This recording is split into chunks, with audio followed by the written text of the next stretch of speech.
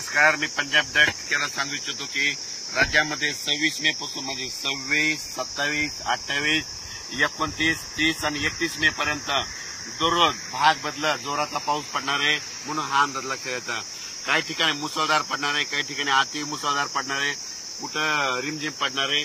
राज्यात सगळीकडे म्हणजे चारही विभागामध्ये म्हणजे पूर्व विदर्भ, पश्चिम विदर्भ, दक्षिण महाराष्ट्र, उत्तर महाराष्ट्र, कोकणपट्टी, खानदेश, मराठवाडा सगळीकडे पाऊस पडणार आहे म्हणून हा अंदाज लक्षात घ्यायचा. आणि योगायोगानं तुम्हाला एक सांगू इच्छितो सगळ्याच्या आनंदाची बातमी, केरळला मान्सून दाखल झालेला आहे आणि आणखी 2 दिवसात आपल्या महाराष्ट्रात देखील दाखल होईल. पण परिस्थिती अशी आहे की शेतकऱ्याचे शेत असे हे पाहू शकता की आमचं शेत आहे, शेत तयार आहेत, फक्त काय झालं त्याच्यामध्ये तण उगवलंय म्हणून याला एकदा पाया हाणावं लागणार आहे. म्हणून शेतकऱ्यासाठी ज्यांचं शेत दुरुस्त करायचं असतं त्यांच्यासाठी परत एक आनंदाची बातमी आहे.